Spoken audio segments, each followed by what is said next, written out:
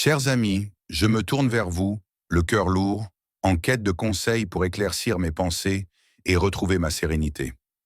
À 26 ans, je suis marié à un homme de 42 ans, un père de 5 enfants que j'ai rencontré à l'université. Tombée éperdument amoureuse, je l'ai épousée, pleine d'espoir pour notre avenir commun. Nous vivons sous le même toit avec ses enfants, et jusqu'ici, l'harmonie régnait. Ensemble, nous avons une adorable fille de 3 ans, un rayon de soleil dans ma vie. Mais un conflit profond me ronge. Mon mari refuse catégoriquement d'avoir d'autres enfants. Il m'a déclaré, après notre mariage, qu'avec ses 6 enfants, les 5 d'un précédent mariage et notre fille, il en a assez. Selon lui, ma mission est de m'occuper de sa progéniture, un rôle qu'il aurait implicitement choisi pour moi en m'épousant. Ces mots m'ont brisé le cœur. Lors de nos fiançailles, je lui avais partagé mon rêve d'avoir au moins 5 enfants, et il n'avait jamais exprimé d'opposition. Pourquoi m'imposait-il maintenant ses choix, sans égard pour mes aspirations? Cette situation a engendré des tensions insupportables. J'ai alerté nos familles respectives, espérant une médiation, mais leurs interventions n'ont rien changé. Mon mari, homme autoritaire, ne plie jamais sous la pression. Pire encore, il contrôle nos moments d'intimité pour éviter toute grossesse. Connaissant mon cycle par cœur, il s'assure de ne pas me féconder, se retirant exclusivement après m'avoir amené à l'orgasme, puis filant à la douche. Si j'insiste, il éjacule ailleurs, dans une serviette, avant de m'ignorer. Cette froideur m'a détruite. Chaque soir, je pleure, je crie, je l'insulte, espérant qu'il comprenne ma douleur. Mais il reste impassible, glacial, comme si mes sentiments n'avaient aucune valeur. Je commence à croire qu'il ne m'a jamais aimé, qu'il cherchait simplement une figure maternelle pour ses enfants, pas une partenaire. Mon rêve d'une grande famille s'effondre. Avec une seule fille, je me sens loin de l'avenir que j'imaginais, entouré d'enfants rieurs. En tant que commerçante dans la brocante, je gagne bien ma vie, soutenue par mes frères à l'étranger. J'ai proposé à mon mari de porter d'autres enfants, en assumant seul les responsabilités financières s'il craignait le fardeau. Sa réponse?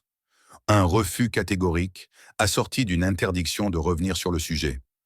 Comment peut-on être aussi inflexible face au désir de sa femme? Dans un élan de colère, je l'ai confronté, lui lançant un ultimatum. Soit il reconsidère sa position, soit je partirai trouver un homme qui respecte mes rêves. Sa réaction m'a terrifié.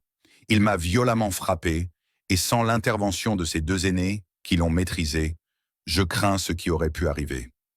Il a quitté la maison, ne rentrant que le lendemain soir. Je refuse de me soumettre. Cette situation me prive de bonheur et de paix.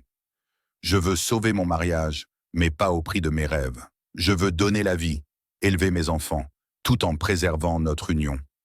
Comment concilier ces aspirations? Vos conseils sont précieux pour m'aider à avancer. Je ne suis pas qu'une belle-mère ou une épouse docile.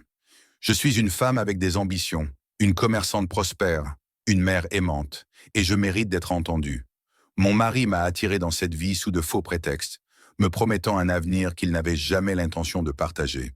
Sa domination, son refus de dialoguer, et maintenant sa violence, me poussent à reconsidérer tout. Pourtant, je crois encore en la possibilité d'un compromis, d'une solution où mon mariage et mes rêves coexistent. Mes nuits sont hantées par la frustration et la tristesse. Je me bats pour ne pas sombrer, pour rester forte face à un homme qui semble indifférent à mon mal-être. Ces enfants, que j'élève avec amour, ne suffisent pas à combler le vide laissé par mes aspirations brisées. Je veux plus.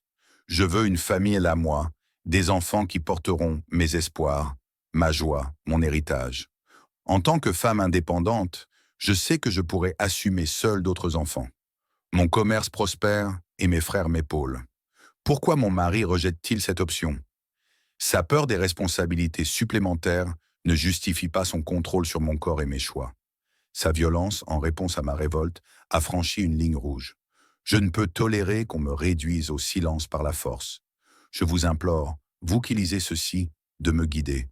Comment puis-je faire entendre ma voix dans ce mariage?